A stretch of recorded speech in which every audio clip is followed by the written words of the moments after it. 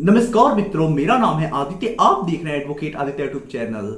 देखिए, जब एक पत्नी जाती है अपने पति और पति के घर वालों के ऊपर मुकदमा लगाने, तो उसका सबसे पहला जो उद्देश्य होता है वो ये होता है कि ज्यादा से ज्यादा लोगों को फंसाया जाए, ताकि पति के घर के ज्यादा से ज्यादा लोग परेशान हो और ज्यादा से ज्यादा पति के घर वालों के ऊपर प्रेशर बनाया जा सके और ज्यादा से ज्यादा पैसे वसूले जा सके।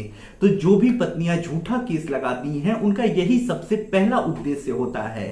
तो ऐसे में अगर आपके साथ ऐसा हुआ है, आपकी पत्नी ने आपके अलावा आपके घर वालों को भी झूठे डोमेस्टिक वायलेंस एक्ट के केस में फंसा दिया है, तो ये जजमेंट आपके लिए है, क्योंकि सुप्रीम कोर्ट ने पतियों को इस जजमेंट के जरिए बड़ी राहत दे दी है। उनका जो डीवी एक्ट से झंझट था वो समाप्त कर दिया है। तो ऐसे में आइए हम थोड़ा सा डिटेल बेस्ड जजमेंट के बारे में समझ लेते हैं। वीडियो में आगे बढ़ने से पहले मैं आपसे कुछ महत्वपूर्ण बिंदुओं पर चर्चा कर लेना चाहता हूं। पहली चीज तो ये कि मेरी एक किताब पब्लिश हुई है जिसका नाम है legal guide for husband in matrimonial cases. जैसा इस किताब का नाम ही है legal guide for husband in matrimonial cases, वैसा ही इस किताब का उद्देश्य भी है। इस किताब में आपको मैट्रिमोनियल केस जैसे 498, 125 CrPC, DV act section 9, divorce case, इन सब मुकदमों के संबंध में काफी अच्छी जानकारी मिल जाएगी। कैसे मुकदमा लड़ना है, कैसे बचाव करना है, कैसे क्रॉस केस दर्ज कराना है, कैसे प्रक्रिया चलेगी, कैसे डिस्चार्ज कराएंगे, कैसे ड्राफ्टिंग करेंगे, सारी चीजें समझ सकती है। तो यदि आप इस किताब को बाई करना चाहते हैं तो किताब का जो मूल्य है वो 600 रुपए है, जिसमें 100 रुपए कोरियर चार्ज है। किताब को बाई करने के लिए व्हाट्सएप पर मैसेज करिएगा। अगली जो महत्वपूर्ण बात है वो ये है कि देखिए, जो हाई कोर्ट और सुप्रीम कोर्ट के मैट्रिमोनियल केसेस से संबंधित जजमेंट्स आती हैं, काफी ज्यादा इंपॉर्टेंट होती हैं। अगर उन जजमेंट्स का यूज आप अपने केस में करती हैं तो आपको बहुत सारे फायदे मिलते हैं। जैसे मान के चलिए, किसी जजमेंट में पति और पति के घर वालों के ऊपर लगा 498 फॉल्स केस क्वैश हो गया, वो डिस्चार्ज हो गया, उसे डीवी एक्ट के केस में फायदा मिल गया, वो खारिज हो गया, 125 सीआरपीसी खारिज हो गया, उसे मेंटेनेंस ना देना पड़ा, डिवोर्स मिल गया, सेक्शन 9 जीत गया। तो जो भी हाई कोर्ट और सुप्रीम कोर्ट के मैट्रिमोनियल केसेस से संबंधित जजमेंट्स आती हैं, उससे पतियों को काफी ज्यादा फायदा मिलता है। तो यदि आप मैट्रिमोनियल मुकदमा लड़ रहे हैं, आप भी चाहते हैं कि हाई कोर्ट और सुप्रीम कोर्ट के मैट्रिमोनियल केसेस से आप अपडेट रहें, अपने केस में यूज करके और फायदा ले पाए, तो इसके लिए हमने एक ग्रुप बनाया है, जिस ग्रुप में जो लैंडमार्क जजमेंट है उसकी कॉपी हम प्रोवाइड कराते हैं। तो यदि आप हमारे ग्रुप से जुड़ती हैं तो आपको हाई कोर्ट और सुप्रीम कोर्ट के मैट्रिमोनियल केसेस से संबंधित जजमेंट्स की कॉपी मिल जाया करेगी, जिसका यूज आप अपने केस में करके फायदा ले पाएंगे।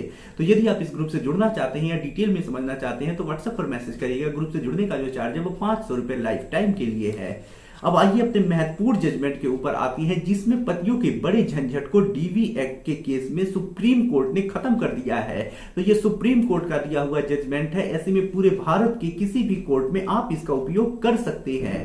तो देखिए, ये जो जजमेंट आया है वो आशीष Dixit versus state of Uttar Pradesh के केस में आया है। इस मामले में जो पत्नी होती है, पति और पति के अलावा अन्य 11 लोगों का नाम डाल के, यानी टोटल 12 लोगों का नाम डाल करके धारा 12 डोमेस्टिक वायलेंस एक्ट के तहत मुकदमा दायर करती है। जब वो ये मुकदमा दायर कर देती है, मुकदमा में जब समन चला जाता है, तो पति और पति के जो घर वाले होते हैं, यानी टोटल 11 और प्लस एक पति यानी 12 लोग होते हैं, हाई कोर्ट इलाहाबाद में क्वैशिंग के लिए प्रार्थना पत्र देते हैं कि ये फर्जी मुकदमा है, गलत मुकदमा है, इसे क्वैश कर दिया जाए। लेकिन हाई कोर्ट उनकी नहीं सुनता है और क्वैशिंग एप्लीकेशन को रिजेक्ट कर देता है। उसके बाद जो ये 12 लोग होते हैं वो सुप्रीम कोर्ट में अपील दायर करते हैं, जिसमें उनकी तरफ से बताया जाता है कि ये फर्जी मुकदमा है, गलत मुकदमा है, इन सबको फंसाया गया है। उसके बाद जब कोर्ट पूरे मामले को देखता है तो कोर्ट ये कहता है कि इस मामले में जो मेन पक्षकार बने हैं वो पति और सास और ससुर बने हैं। बाकी ऐसे ही जो अन्य लोग हैं, यानी 4 से लेकर के 12 तक जो नंबर है विपक्षियों की संख्या है, वो ऐसे ही फंसा दिया गया है, बेवजह लगा दिया गया है। इनके ऊपर मुकदमा चलाया जाना कानूनी प्रक्रिया का दुरुपयोग है और डीवी एक्ट के अंतर्गत पति, सास और ससुर को ही विपक्षी बनाना चाहिए, उन्हें ही समन करना चाहिए। इसके अलावा अगर अन्य लोगों को किया जाता है तो यह बड़ा कानूनी प्रक्रिया का दुरुपयोग माना जा सकता है। तो ऐसे में जो सुप्रीम कोर्ट होता है वो सख्त कह देता है कि डीवी एक्ट के अंतर्गत पति और उसके माता और पिता, यानी पति और सास ससुर को ही विपक्षी बनाया जाए, उनके खिलाफ समन किया जाए, मुकदमा चलाया जाए। बाकी अन्य लोगों के खिलाफ ये मुकदमा ना चलाया जाता है तो ये कानूनी प्रक्रिया का दुरुपयोग माना जाएगा। तो यहाँ पे सख्त आदेश देता है जो कोर्ट होता है कि सिर्फ पति, माता और पिता, इन्हीं 3 लोगों के ऊपर मुकदमा चलाया जाए, बाकी अन्य लोगों के ऊपर डीवी एक्ट के तहत मुकदमा ना चलाया जाए। तो ऐसे में अगर आपकी भी पत्नी ने डीवी एक्ट के अंतर्गत आपके बहन, भाई, जीजा, अन्य रिश्तेदारों को एक्यूज बना दिया है, तो इस जजमेंट का यूज करके उनके ऊपर लगे मुकदमे को अब चाहे तो आप समाप्त करा सकते हैं। जजमेंट का लिंक आपको डिस्क्रिप्शन में मिल जाएगा।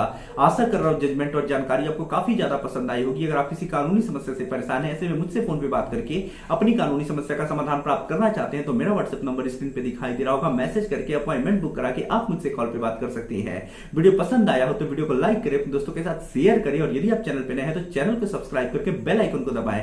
मिलते हैं नए वीडियो के साथ अगले दिन, तब तक के लिए जय हिंद, जय भारत।